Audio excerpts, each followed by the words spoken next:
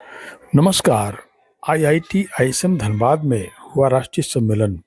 नदियों के संरक्षण और जल समानता पर हुआ मंथन और चिंतन। धनबाद से प्रेम कुमार की रिपोर्ट।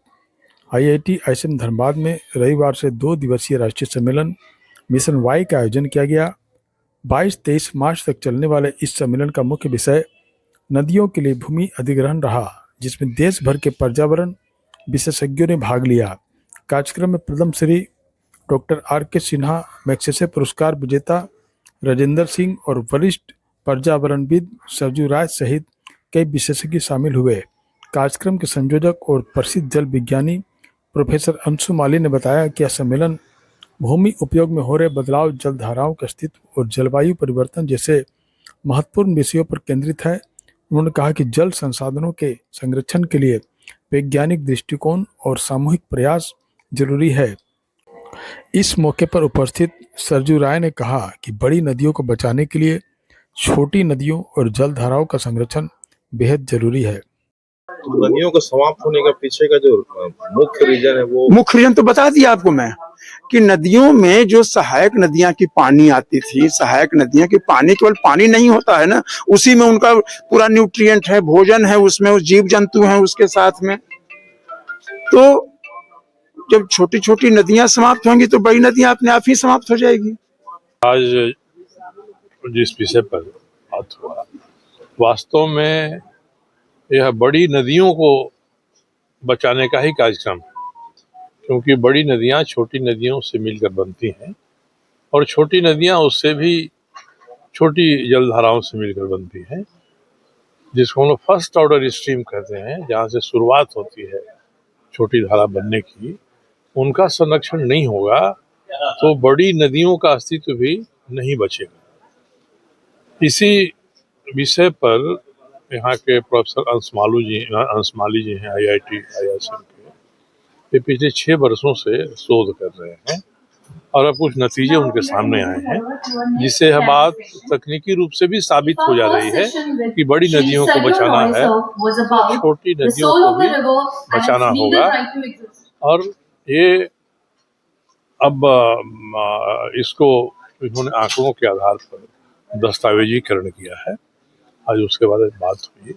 वास्तव में हमारे जो छोटी प्रशासनिक इकाइयाँ हैं, पंचायतें हैं या नगर निगम के, नगर पालिकाओं के जो चुने हुए प्रतिनिधि हैं, ये अपने यहाँ अंशमाली जी के इस शोध के आधार पर योजना बनाने, चयनित करने की कार्रवाई करेंगे तो आज जो चर्चा हो रही है उसको सार्थकता मिलेगी और यह आवश्यक है।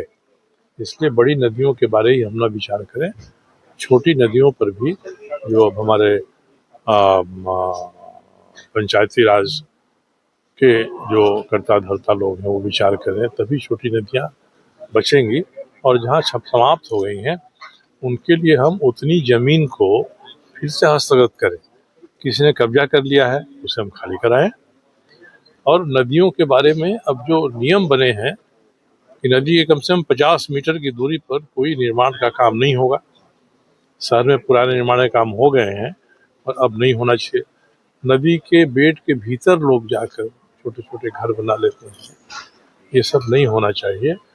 और ये नहीं होगा तो नदियाँ बचेंगी और नदियाँ बचेंगी तो हम बचेंगे। विलुप्त अगर हो जाता है तो भविष्य के लिए कितना ये नहीं, देखिए, विलुप्त हो जाता है तो पानी तो इतना प्रबल प्रवाह है उसका, वो दूसरा रास्ता खोज लेगा। आप उसका एक रास्ता रोकिएगा तो वो आपके शहर पर आक्रमण कर देगा और हमारे आपके घर को तोड़ते हुए वहां से रास्ता बना लेगा। हमको सोचना ये पड़ेगा। नदी तो पहाड़ों को तोड़कर उसमें से पानी रास्ता बना लेता है। सर, कतरास की जीवन रेखा कही जाने वाली कतरी नदी का अस्तित्व भी कहीं ना कहीं अब खतरे में है। खतरे में है। ऐसी अनेकों हजारों नदियां हैं। कतरी नदी के किनारे हम लोग गए भी हैं, देखा भी है, अपनी बात हम उन्होंने कहा भी है, पर करना किसको है? जब तक लागू नहीं हो जाता है तब तक ये प्रवचन मात्र हो कर रह जाएगा। इसलिए जब समाज जगे, शासन प्रशासन जगे, जो नीति बनाने वाले हैं वो नीति के क्रियान्वयन के बारे भी सचेत रहें कि हम जो घोषणा कर देते हैं वह लागू भी हो। ये नहीं होगा तो फिर संकट बढ़ते जाएगा और संकट अंत समाज पर आएगा। पानी तो बरसता है, सबके छत पर, पहाड़ पर, रेगिस्तान में, वहाँ से निकल के आता है, नदी के रूप में स्वरूप ग्रहण करता है। हम नदी पर चर्चा कर रहे हैं क्योंकि नदी से हमको लाभ हानि सीधे दिखाई पड़ती है, मगर इसके जड़ में क्या है जब हम उस पर नहीं विचार करेंगे कि छोटी नदियाँ कैसे बारिश की बूंदों से अस्तित्व ग्रहण करती हैं, तो सबसे पहले उसका संरक्षण हो, तभी बड़े नदियों का और सामाजिक कार्यों का, विकास के कार्यों का भी संरक्षण हो सकता है। दामोदर बचाने के लिए आपने कई प्रयास किए। अभी वर्तमान स्थिति क्या है और कंपनियां क्या उसको फॉलो कर रही हैं जो नियम? पूरी तरह नहीं कर रही हैं, मगर क्योंकि दामोदर का पानी बहुत साफ हो गया है, इसलिए 2-4 दिन वो गंदा भी करते हैं तो उसका प्रभाव खत्म हो जाता है 1 हफ्ते के बाद में। मगर नदी के सामने 2011-12 में हाईकोर्ट ने स्वतः संज्ञान लिया था। ये जो आउटसोर्सिंग करने वाले लोग हैं, माइनिंग करने वाले लोग हैं, नदी के भीतर में अपना डंपिंग कर देते हैं, तो लिया था। अभी भी मुकदमा जारी है, चल रहा है, अपने हाईकोर्ट ने लिया था।